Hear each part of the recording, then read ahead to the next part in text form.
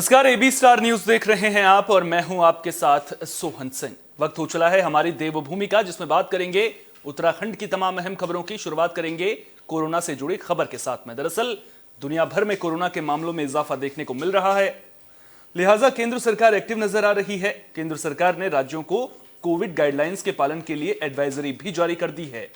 वहीं उत्तराखंड सरकार भी दुनिया में कोरोना को देखते हुए अलर्ट हो गई है। मुख्यमंत्री सीएम धामी ने स्वास्थ्य विभाग के साथ बैठक भी की। कोरोना के मद्देनजर जब दून अस्पताल के assistant medical superintendent NS Khatri से बात की गई तो उन्होंने बताया कि हमारे पास कोरोना से लड़ने के लिए पर्याप्त इंतजाम है। रिसेंटली एक दो दिन के अंदर ये न्यूज स्प्रेड हुई है, गवर्नमेंट ऑफ इंडिया से भी लेटर आया है। चाइना में काफ़ी केसेस बढ़े हैं, इंडिया भी हाई अलर्ट पे हर स्टेट पे जो है वार्निंग और प्रिपरेशन के लिए आ गया और सचिव साहब मीटिंग कर रहे हैं। जैसे कि आप सभी को पता है कि पहले से ही डेडिकेटेड कोरोना हॉस्पिटल आया है, दून मेडिकल कॉलेज दून अस्पताल। हम पूरी तरीके से तैयार हैं। हमारे जो ऑक्सीजन जो प्लांट्स वगैरह हैं वो वर्किंग है, लिक्विड प्लांट जो वर्किंग है, बेड्स वगैरह रेडी है। जो हम लोगों ने कोविड टाइम में 100 आईसीयू बेड्स बनाए थे, अभी क्योंकि अभी उन आईसीयू बेड्स को अदर बेड्स में कन्वर्ट किया गया है। अभी 20-25 अभी भी आईसीयू बेडेड है, उनको तेज़ी से ज़रूरत पड़ेगा तो उसे आईसीयू बेड में कन्वर्ट किया जाएगा। मैन पावर के बारे में बात करूँ, जो हमको कोविड में मिले थे गवर्नमेंट ने, वो भी अभी हम लोगों को दे दिए गए हैं। तो इसलिए उम्मीद करता हूँ कि प्रिपरेशन पूरी है। अगर ऐसी कोई दिक्कत आएगी तो हम मदरसों के सर्वे को लेकर देश भर में खूब हंगामा देखने को मिल रहा था। इस मुद्दे को लेकर खूब सियासत भी हुई थी। वहीं मुख्यमंत्री पुष्कर सिंह धामी ने साफ कर दिया है कि मदरसों में अब सिर्फ शैक्षणिक गतिविधियां होंगी। अन्य गतिविधियों पर रोक लगाने के लिए सीएम धामी ने पुलिस विभाग को जिम्मेदारी सौंपी है। सीएम धामी ने कहा कि सरकार की ओर से मदरसों में विशेष सर्वे कराया जा रहा है, जिसे आगे बढ़ाने का काम पुलिस करेगी।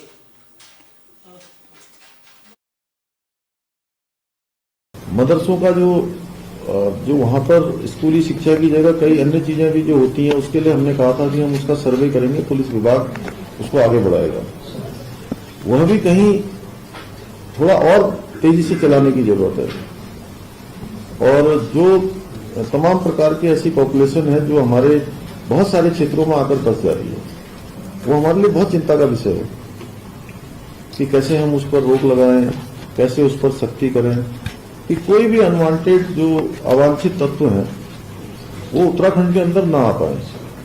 देवभूमि का जो स्वरूप है वो स्वरूप बना रहे, उसकी जिम्मेदारी, सबसे बड़ी जिम्मेदारी अगर किसी विभाग की है तो पुलिस विभाग की है। उत्तराखंड के मैदानी इलाकों में अब ठंड ने दस्तक दे दी है, जिसके बाद उस सर्दी का सितम बढ़ने लगा है। वहीं नगरपालिका प्रशासन बढ़ती ठंड के मद्देनजर मुस्तैद नजर आ रहा है। बढ़ती ठंड के कहर से राहगीरों और बेबस लोगों को राहत दिलाने के लिए नगर निगम ने भी तैयारियां पूरी कर ली हैं।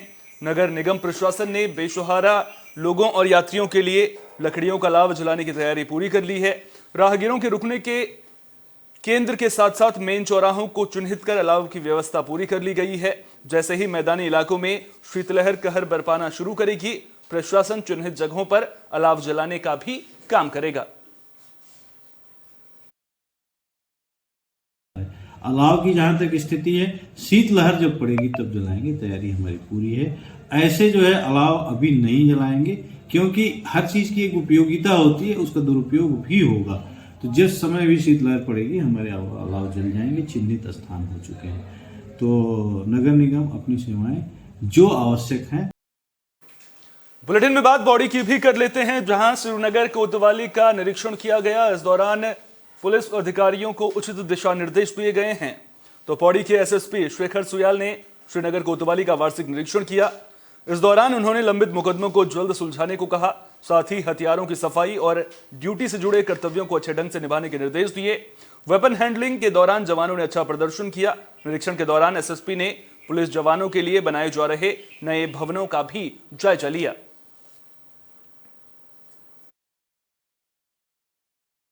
ये पुलिस का एक डेली एनुअल रूटीन होता है कि हम हर थाने और जो कोतवाली है उनका निरीक्षण करते हैं। आज मैं श्रीनगर कोतवाली में आया हूँ। साफ़ सफाई जो आउटर हमारा है वो काफ़ी बेहतर है, अच्छा है, बढ़िया मेंटेन किया हुआ है। सीओ साहब चूँकि यहीं पर रहते हैं, उनका लगातार मार्गदर्शन थाने को मिलता रहता है। बाकी वेपन हैंडलिंग मैंने देखा बहुत परफेक्टली हमारे जो आरक्षी हैं उन्होंने बहुत बेहतर ढंग से किया। और यहाँ का जो एक मेन मकसद और था यहाँ आने का, पीछे कंस्ट्रक्शन वर्क चल रहा है उसको भी मेरे को देखना था। हमारे सीओ साहब लगातार उसको ऑब्जर्व कर रहे हैं, चूँकि रूटीन की चीज़ें हैं और ये निरीक्षण के बहाने हम सारे अपने कर्मचारियों से जो उनकी समस्याएं। पौड़ी बस अड्डे के पास माल रोड पर अक्सर शराबियों के उत्पात की खबरें सामने आती रहती हैं, जिसकी वजह से लोगों को परेशानियों का सामना करना पड़ता है। अब इस पर सभासद अनीता रावत ने कड़ी नाराजगी जताई है। अनीता रावत का कहना है कि अगर शहर की मेन रोड का यह हाल होगा तो फिर अन्य क्षेत्रों की स्थिति क्या होगी।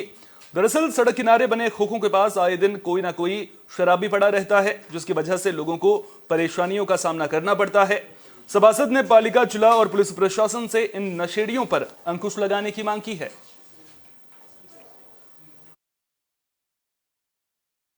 मेरा सबसे पहले तो प्रशासन से ये शिकायत है कि ये हमारी मेन मुख्य रोड है और इस रोड में पुलिस प्रशासन, डीएम, सारे ये अधिशासी अधिकारी, हमारी नगर पालिका आना जाना इनका लगा हुआ रहता है। लेकिन जो ये हमारी यहाँ पर दुकानें खुल रखी हैं, अक्सर यहाँ पर कोई ना कोई दारू पी के सुबह से शाम तक लेटे रहते हैं। और जबकि ये तिराहा है, ऊपर से लेकर नीचे तक स्कूली बच्चों से लेकर ये मेन बाजार का रास्ता है। माँ बहनें, बेटी बहुएं आती जाती रहती हैं। पौड़ी गांव की हमारी माताएं घास लेकर आती हैं। तो ये जो नेपाली यहाँ पर लेटे रहते हैं, इनके लिए क्या कोई नियम कानून नहीं है?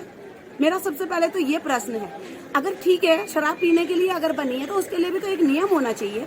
अपने घरों में पिए जहाँ इन्होंने किराए पे ले रखे हैं।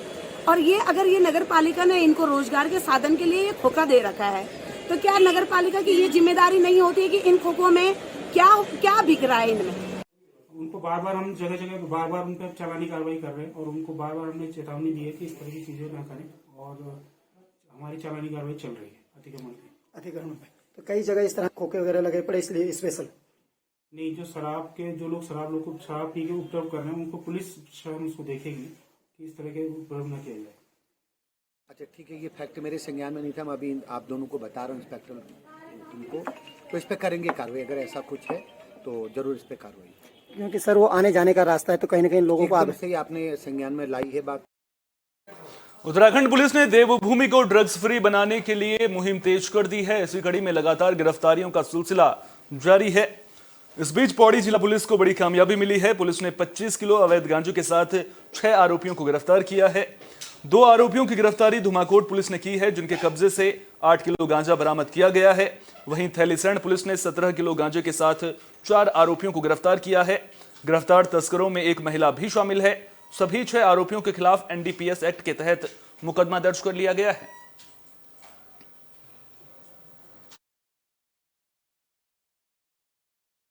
नशे को लेकर के केवल जिला या थाना ही नहीं बल्कि स्टेट लेवल में एक विशेष पहल चल रही है कि पूरे उत्तराखंड को नशा मुक्त किया जाए, क्योंकि as a enforcement agency police उसमें बहुत महत्वपूर्ण भूमिका निभाती है।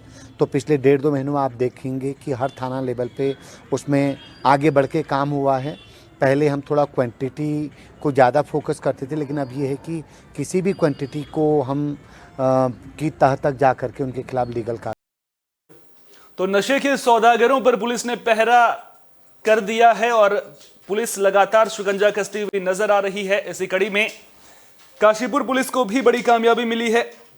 कुंडा थाना पुलिस ने चेकिंग के दौरान एक युवक को गिरफ्तार किया है, जिसके कब्जे से 141 ग्राम स्मैक बरामद की गई है।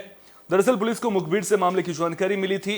आरोपी मोहम्मद कासिम मुरादाबाद का रहने वाला है, जिस पर बरेली से कम दामों पर स्मैक खरीदकर काशीपुर, कुंडा और जसपुर जैसे इलाकों में बेचने का आरोप है। आरोपी से बरामद स्मैक की कीमत करीब 10 लाख रुपए बताई जा रही है। पुलिस को एक बड़ी सफलता कल हाथ लगी है। इसमें एक हमने अभियुक्त जो कि मोहम्मद का आरिफ है, इसको हमने गिरफ्तार किया है 141 ग्राम अवैध स्मैक के साथ। और ये मुरादाबाद का रहने वाला है। ये वहाँ से आकर यहाँ पर जसपुर और काशीपुर क्षेत्र में स्मैक बेचता था। वहाँ से कम दाम पे लाके यहाँ से ज़्यादा दाम पे बेचता था। तो इसके पास से साथ में एक अपाचे मोटरसाइकिल मिली है जो इसी के नाम पर रजिस्टर्ड है। साथ में इसका एक मोबाइल फ़ोन मिला है और 141 ग्राम स्मैक है। तो इससे आवश्यक पूछताछ करने के बाद ये तथ्य प्रकाश में आए हैं कि पहले भी इस प्रकार यहाँ आता रहा है और ये इस प्रकार से काम। पौड़ी के श्रीनगर से सड़क हादसे की खबर सामने आ रही है। दरअसल कार के सामने तेंदुआ आ गया था, जिसकी वजह से यह हादसा हुआ है। जानकारी के मुताबिक सेम मुरगुड गांव के रहने वाले सुधांशु अपनी कार से बेहालचोरी से खंडूखाल जा रहे थे। इसी दौरान उनकी कार के सामने तेंदुआ आ गया, जिसके कारण उनकी गाड़ी सड़क से करीब 30 मीटर नीचे गिर गई। गनीमत यह रही कि हादसे में उन्हें गंभीर चोट नहीं आई है।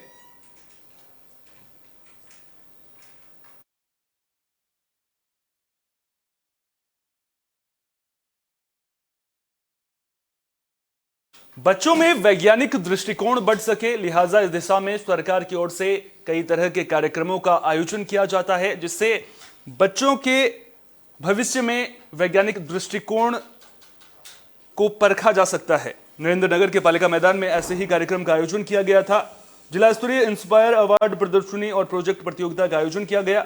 इस दौरान टिहरी जिले के 9 ब्लॉक के 228 बच्चों ने अपने अपने आइडिया पर काम कर साइंस से जुड़े एक से एक बढ़कर शानदार प्रोजेक्ट पेश किए, जिसने सभी को प्रभावित किया। बता दें कि 2 दिवसीय कार्यक्रम का उद्घाटन कैबिनेट मंत्री सुबोध उनियाल ने किया। केंद्र सरकार का विज्ञान और प्रौद्योगिकी मंत्रालय इस योजना को साल 2008 से अमल में ला रहा है, ताकि बच्चों का वैज्ञानिक दृष्टिकोण बढ़ सके।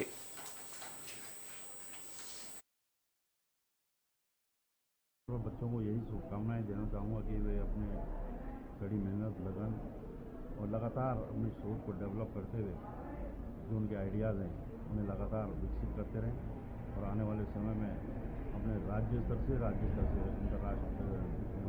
स्तर से और अंतर्राष्ट्रीय स्तर पे जो आप लोगों के द्वारा प्रदर्शित किया जाता है, उसके लिए मैं आपको बच्चों को यही कहूँगा कि आप अपना लगातार निरंतर सर्वोच्च प्रयास जारी रखें। इंस्पायर भारत सरकार का एक अभिनव कार्यक्रम है, जिसमें कम उम्र के विद्यार्थियों को विज्ञान अध्ययन एवं अनुसंधान के लिए प्रेरित किया जाता है।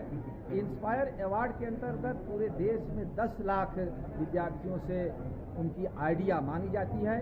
टिहरी जनपद ने पिछले साल लगभग 3200 बच्चों की इनोवेटिव आइडिया भारत सरकार को भेजी थी, जिसमें 228 बच्चों की आइडिया भारत सरकार ने चयनित की और उन्हें 10,000 रुपये पुरस्कार स्वरूप दिए। अपनी आइडिया पर प्रदर्शन बना के बच्चे इस प्रदर्शनी में प्रतिभाग कर रहे हैं। बच्चों में बहुत उत्साह है और इस तरह से हम एक संपन्न, समृद्ध, स्वावलंबी और वैज्ञानिक भारत बनाने में इस योजना का बहुत बड़ा योगदान देख रहे हैं। इस पूरे प्रोजेक्ट को बनाने के समय में मैंने काफ़ी सारी चीज़ें सीखी हैं और यहाँ आकर मैंने दूसरे बच्चों के प्रोजेक्ट्स देखकर उनसे इतना कुछ सीखा, इतना उनसे प्रोजेक्ट से लगाव है मुझे कि मैं साइंस के बारे में और जानना चाहता हूँ। मैं और जागरूक हुआ हूँ इस अपॉर्चुनिटी के द्वारा। और अगर ऐसे ही प्रोग्राम, ऐसे ही कॉम्पिटिशन बार बार होते रहे तो मुझे आई एम श्योर कि हमारा जो देश है वो। बुलेटिन के आखिर में बात हल्द्वानी की भी कर लेते हैं, जहां चरमराई ट्रैफिक व्यवस्था को पटरी पर लाने के लिए तमाम कोशिशें की जा रही हैं। नैनीताल पुलिस यातायात से जुड़ी गोष्ठी का आयोजन कर रही है, जिसके जरिए लोगों को ट्रैफिक नियमों के प्रति जागरूक किया जा रहा है। इस दौरान लोगों को ट्रैफिक नियमों की जानकारी दी जा रही है, साथ ही साथ लोगों से ट्रैफिक नियमों का पालन करने की भी अपील की जा रही है। पाने के लिए कुछ व्यवहारिक योजनाएं बनाई हैं, जिनको हम स्कूलों के साथ शेयर कर रहे हैं। आज एक एडवाइजरी जारी कर रहे हैं, जिसमें स्कूलों को ये निर्देश दिया जा रहा है कि वो ट्रैफिक व्यवस्था किस ढंग से वहाँ अपने खुलते और बंद होते समय स्कूलों के बनाए, जिसके कारण वहाँ पे जाम ना लगे। जो सामान्य कम्यूटर्स हैं, यात्री हैं, उनको जाम का सामना ना करना पड़े। इसके लिए कुछ उपाय बताए गए हैं जो इस ढंग से हैं कि खुलते समय और बंद होते समय स्कूलों के वहाँ पे अपने सुरक्षा कर्मी लगाएं, वो पर्याप्त संख्या में, जो ट्रैफिक को वहाँ पे मैनेज करें। वहाँ पे कोन्स, ट्रैफिक कोन्स और साथ में रस्से उसका इस्तेमाल करें, जिससे कि एक सर्विस लेन बन सके और जितनी भी स्कूल बसें हैं, टेम्पू हैं, अभिभावक जो अपने।